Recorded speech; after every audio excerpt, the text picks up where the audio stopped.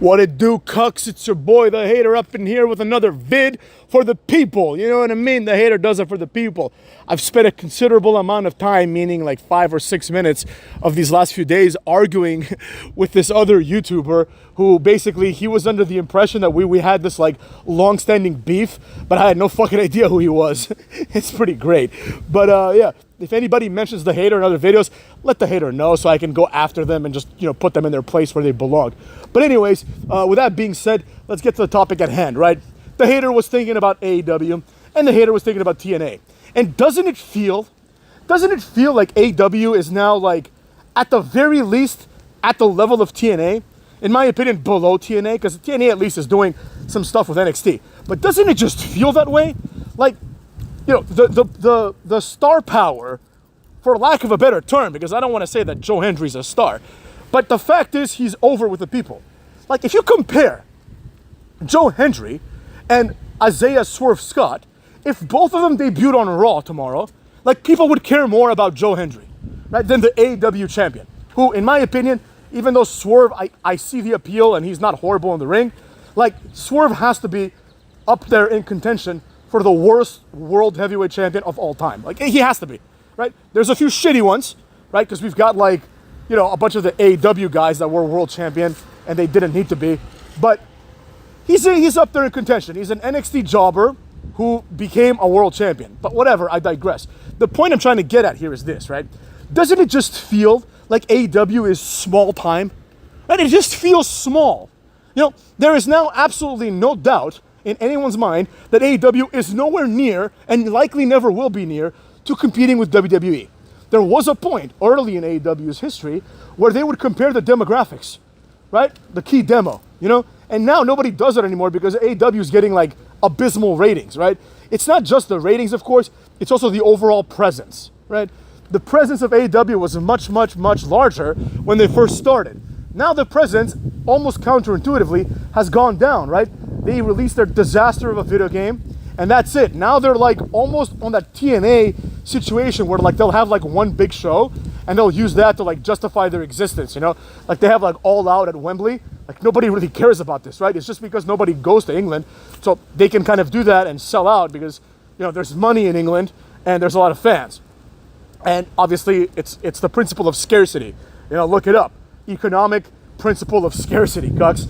But it just feels like they're just low level at this point, right? And it's not just the show itself.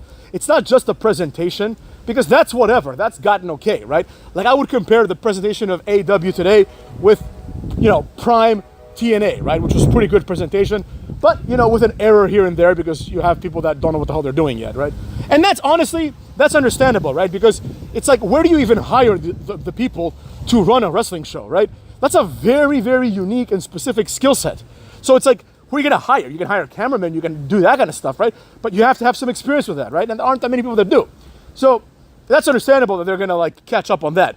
But the reality is, unfortunately, for better or for worse, depending on which side of the coin you find yourself on, AEW just feels now like an afterthought, right? Like, for example, I don't watch TNA, because to be honest, I don't know where to watch it.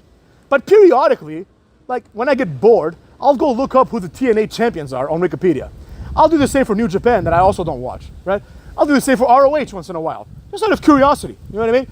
Like once in a while, I'll look up to see who the middleweight champions are in all the boxing federations, right? And all the boxing, whoever has all the boxing titles.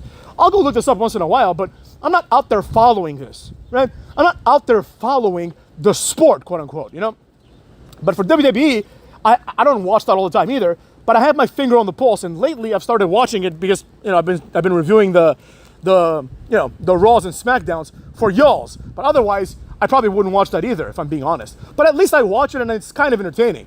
But with AEW, like, I have no interest in watching this, I'll watch an episode here and there when I get tricked, right? Like, I'll watch episode 250 because I thought it was 5 hours long, and I thought that was interesting. I'm like, oh, how can they do a 5-hour show? It turns out that was a Hulu mistake. But the point I'm trying to make, cucks, is that AEW is, I don't want to say they're done, because I've been saying that for a while, but it just feels like they can be around for another 10, 15 years, but they're almost at the level of TNA now.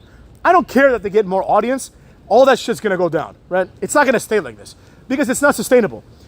If your champion is Swerve Strickland It's not going to work. What AEW has done is they've proven that people like Daniel Bryan, people like Swerve Strickland, people like Kenny Omega, the Young Cucks, all these guys are not draws at all. That's all they've proven. It's like these people are not draws. You know, Jericho, although I like the learning tree, this is not a main event type gimmick, right? AEW needs a slight, soft reboot, right? Where they kind of prioritize who's what. Like there's absolutely no scenario in which Swerve Strickland should be above Jericho on the card. It's absurd. It's just ridiculous, right? Jericho should be squashing Swerve Strickland in under 5 minutes. That's what should be happening. But because the incentive structure has been completely duped, completely turned on its head, we now have a scenario where you have like legit main eventers, right?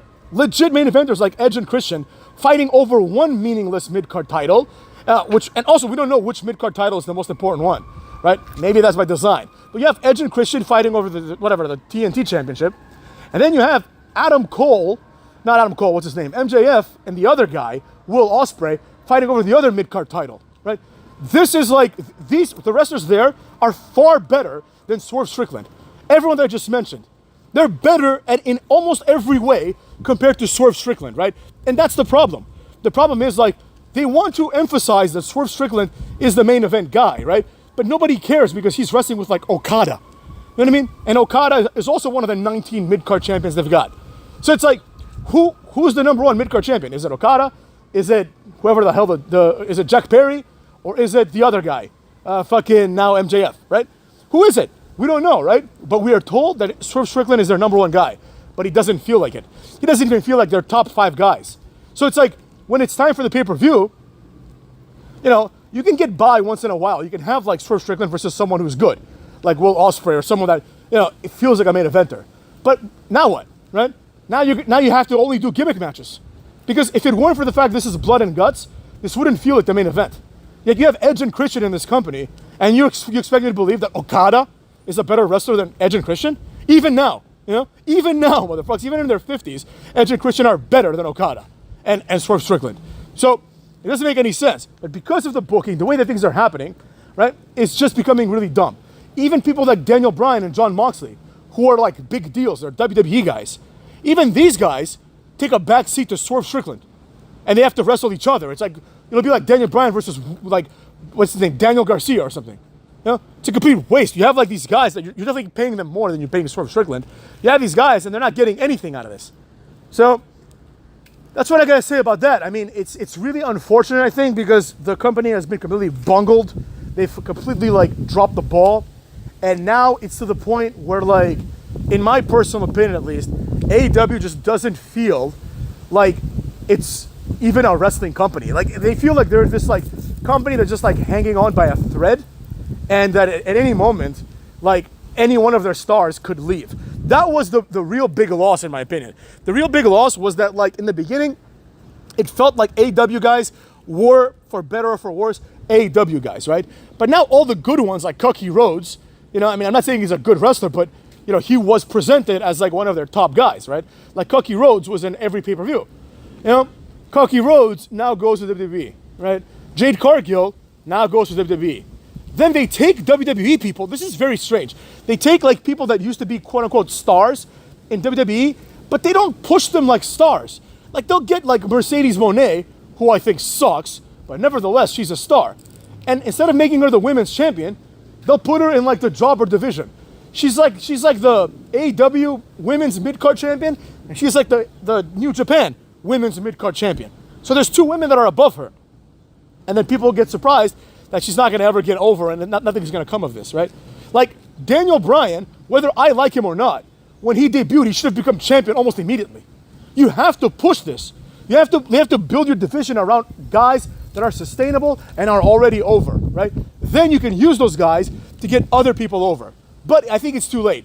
I think now it's like the AEW title means as much as the TNA title. You know what I mean? So like when TNA started, you know, falling apart, like there was people like Drew McIntyre and Matt Hardy that became TNA champions.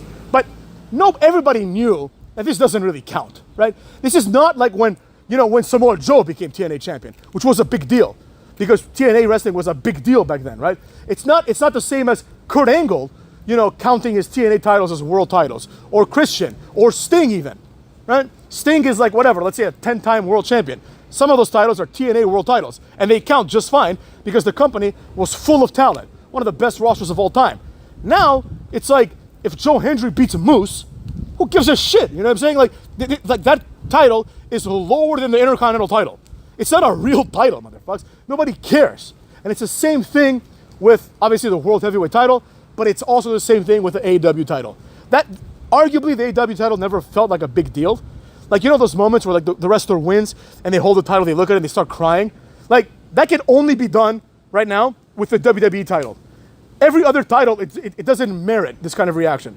Like, when Keith Lee won the NXT title, he's looking at it and crying. It's like, dude, you just won the NXT. Relax. You won the NXT title. Everyone wins it. Nobody cares. You know, they do that with like, you know, Damian Priest didn't cry, but, you know, he had that moment where he won the World Heavyweight title. It doesn't count. It's not a real heavyweight title, right? And in AEW, it's the same thing. Like, I don't care that if Swerve Strickland gets hired back by WWE, he's going to be put in an Andrade, Carmelo Hayes type role. He's not going to be presented as this like former world champion. Absolutely not. Zero chance, because he's not a real one. He's not a real world champion. It doesn't feel like a big deal. Like winning the AEW title doesn't feel like this career achievement, right? It's almost like the WCW title back in the day, like in the late days, in the very, very late days, right? That's why, for example, Benoit won the WCW title. He came to WWE. They put him in the mid card, and then like he had a WrestleMania moment where he won a real world title, the World Heavyweight title, and he was crying. This was his moment, right? Because even though he was world champion with a similar looking belt, it didn't have the same prestige at the time. Now, the WCW World Heavyweight title had a lot of prestige in terms of historically, because fucking Hulk Hogan had that shit. And, you know, other wrestlers that I think suck but are big deals, like Bret Hart, had that shit too, as far as I know, right? But it didn't have the same prestige at all given times, right? That's just how it is. Ain't no way around it. You know what I mean? The AEW title has never had that prestige. The only time it may have had that prestige was when Jericho got it. But that's about it. That's because it's only like a new title. Realistically, nobody has ever given a rat's ass about the AEW world title. And nobody has given a rat's ass about the majority of these world titles. So someone winning like a title and feeling proud of it, that moment needs to be reserved only for the WWE title, like the male WWE title, right? Even if like you win the women's world title, that's not a huge accomplishment. It just isn't. I'm sorry. Because if you're a woman in WWE, chances are like you're gonna win it at some point.